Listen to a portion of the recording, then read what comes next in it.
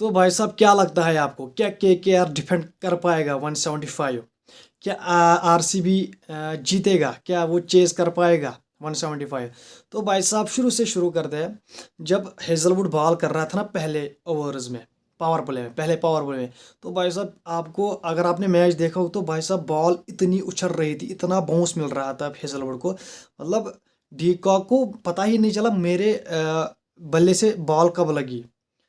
जो हेजलवुड ने अपना स्पेल डाला है ना, 4 ओवरों में ओनली 22 रन दिए है भाई साहब हेजलवुड।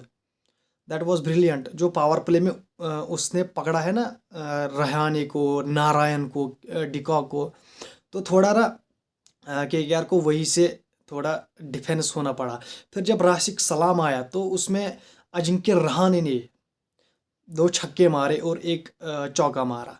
तो भाई साहब उस ओवर से मुझे लगा थोड़ा कॉन्फिडेंस मिला केकेआर को, तो उन्होंने फिर रनर्स क्या कहते हैं इसको बनाने शुरू किए। लेकिन फिर आया कृणाल पांड्या, समझ रहे हो? कृणाल पांड्या ने जो 3 विकेटें ली, तो उसने मैच को बदल दिया, पूरी तरह से उसने मैच को बदल दिया उस स्पेल ने।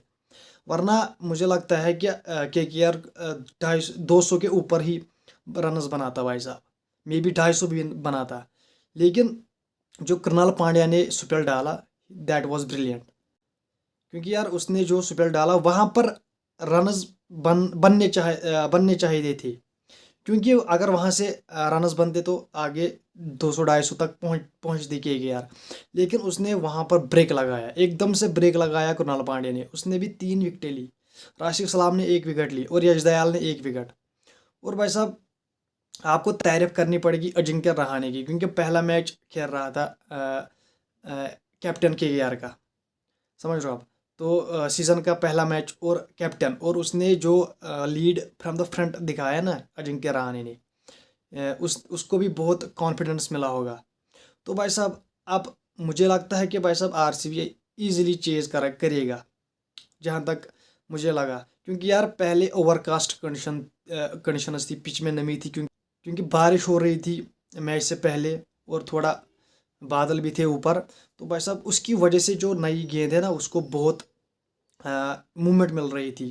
तो भाई साहब अगर आपने पहला पावर प्ले देखा होगा तो आपको, अगर आप देखो तो हेजलवुड की मतलब जो बॉलिंग थी ना वो पता ही नहीं चल रहा था भाई साहब, कहाँ से आ रही है कहाँ से जा रही है।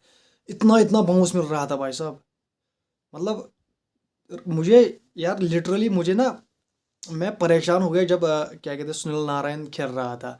क्योंकि यार उसे दिखी बॉलें ही नहीं दिख रही थी। क्योंकि यार फिर एक जो टॉप एज लगा और वो चौका हो गया। लेकिन हेजलवुड ने बहुत ही अच्छी क्या कहते हैं इसको बॉलिंग की। और भाई साहब लास्ट के 3 ओवरों में एक ही चौका पड़ा है, मे बी शायद 2 ओवरों में, केकेआर के लास्ट के 2 ओवरों में एक ही चौका पड़ा है।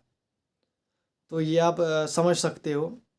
फिर शायद लास्ट के ओवर में क्या कहते हैं इसको हेजलवुड को एक चौका पड़ा, शायद वो टॉप एज लगा और वो चौका हो गया। तो इससे आप समझ सकते हो कि बॉलिंग कितनी अच्छी हुई है, क्या कहते हैं इसको आरसीबी की तरफ से।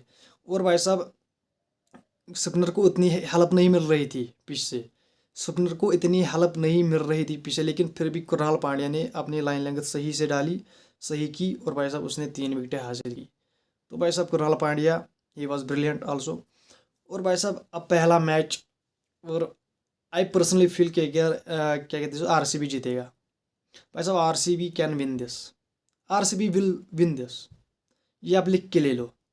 और विराट की बैटिंग वो नहीं छोड़ने वाला भाई साहब केकेआर को। तो मैं मिलता हूँ आपसे मैच के बाद, तब तक के लिए बाय बाय।